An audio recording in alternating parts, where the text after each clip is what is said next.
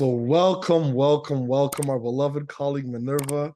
I'm so appreciative of your consistent leadership over the probably decade we've known each other now. And as always at Setsi, we begin all things by acknowledging our creator. We acknowledge all the original stewards of the various lands we're on.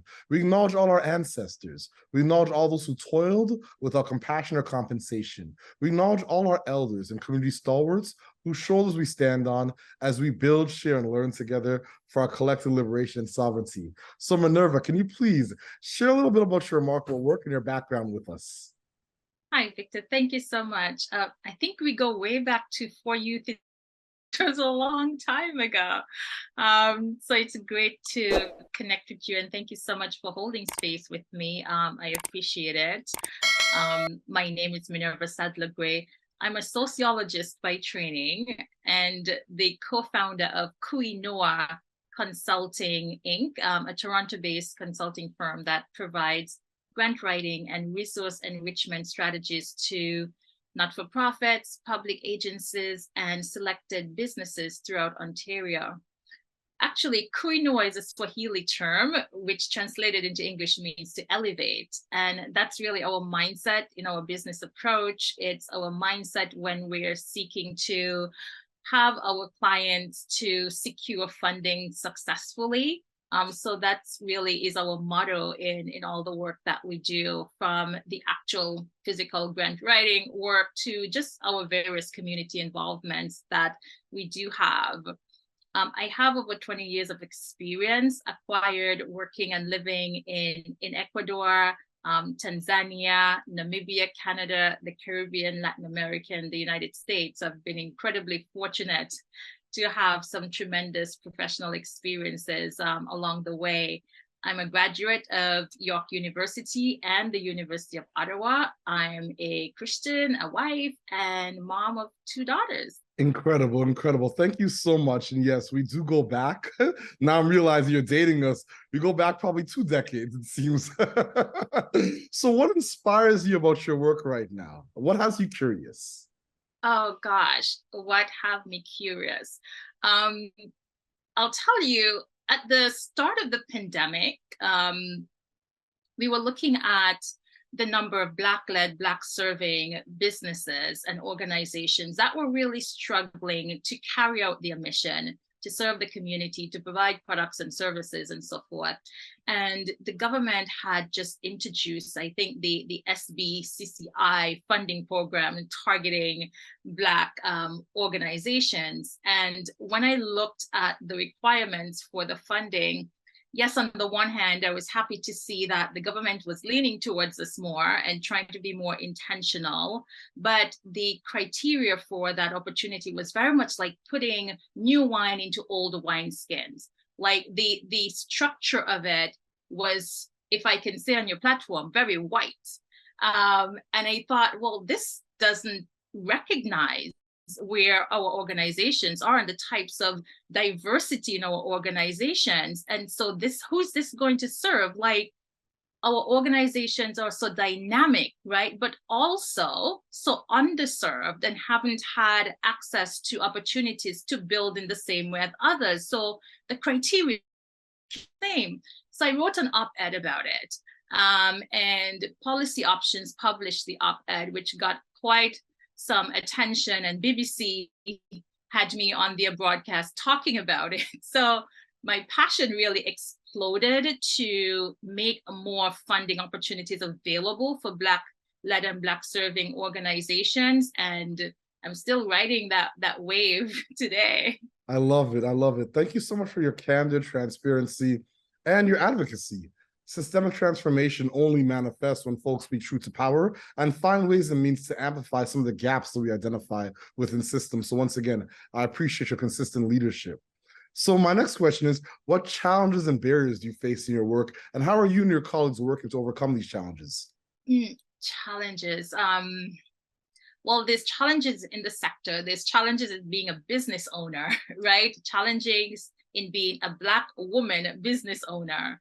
And so, I mean, we can spend a week talking about this, but the sector is still trying to catch up to speed. And so there's still a lot of advocacy work to be done. So one of the challenges is continuing to create space where we can talk about how philanthropy needs to be diversified. Philanthropy needs to be community-centered and community-focused and community-based, and philanthropy needs to prioritize organizations and agencies that are serving such communities in order for us to see real inclusive community impact. As it relates to being a Black woman business owner, it's carving out spaces, but also penetrating spaces where my voice can be heard as a leader and an expert in the space, right? Oftentimes it's having to show up in a way that is performative because the space does just not allow you to bring your full self to those conversations. So I'm trying to connect with others like-minded to see where, one, I think we still need to be in those spaces, but also how we can create other spaces for such conversations as well. Business-wise, is trying to balance capacity with the work that needs to be done. I still don't have a solution for that. So I'm continuously connecting with colleagues to learn what they are doing and what I can take from them to balance that. Right now is a super busy time of year to submit grants, and I'm constantly going, okay, what do I say yes to versus what do I say no to? How can I create space for more impactful things while also wanting to help in other areas? I don't have the answer to finding that balance, if you will. I think everyone's struggling with that balance, but I think it's the pursuits, yeah, definitely that counts, you know. And once again, I appreciate your candor and your leadership. So, do you have a set of key priorities in your work right now?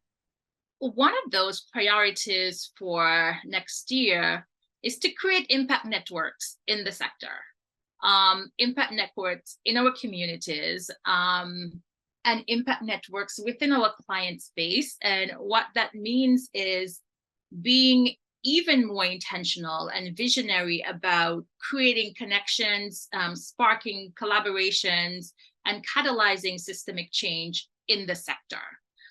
So looking at how we can identify and convene those different networks for different reasons and at different levels. It might be for learning, it might be for action, it might be for learning and action. So we're building out an impact network framework in order to accommodate this, and hopefully we can see more as a result. Small businesses, entrepreneurs, charitable and nonprofit organization better equipped and prepared to not just access funding, but to manage funding and to translate that into deeper community impact. That's brilliance. That's brilliance. And once again, network science and building frameworks that are practical, that can connect thought leaders and practitioners together to catalyze systemic change is so important. So I applaud you on that work.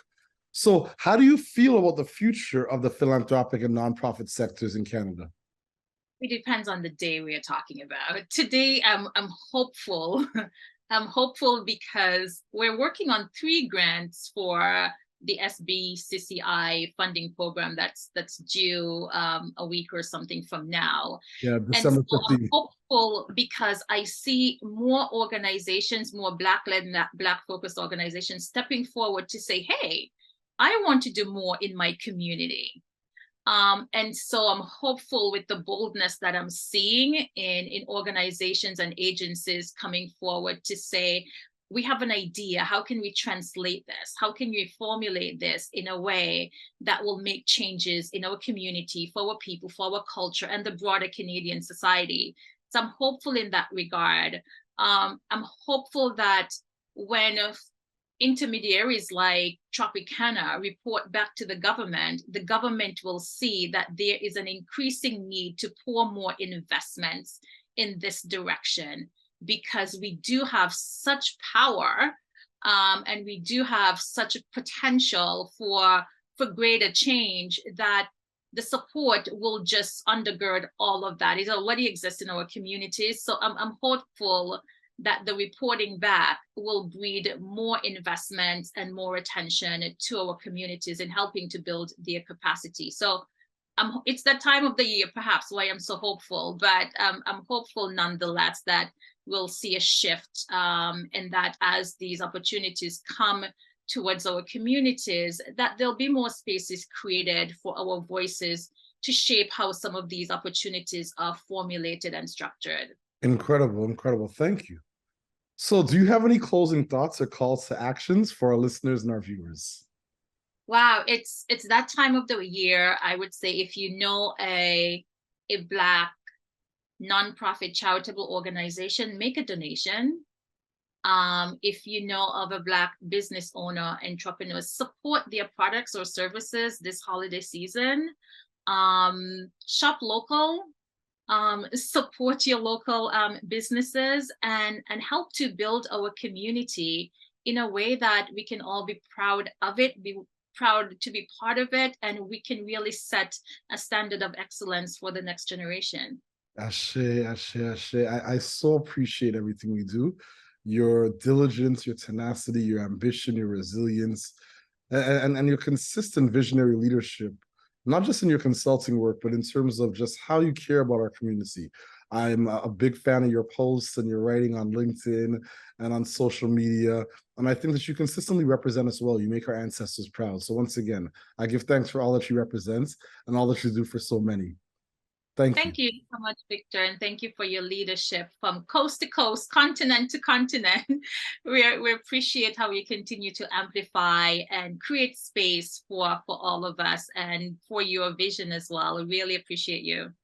Indeed. Thank you, my sister. So as always, at Setsi, we close the way we began by giving thanks to our creator, by acknowledging the original stewards of the various lands we're on. We acknowledge all our ancestors. We acknowledge all those who toiled without compassion or compensation. We acknowledge all our elders and community stalwarts whose shoulders we stand on as we build, share, and learn together for our collective liberation and sovereignty. Thank you so much, fam. Thank you. Take care.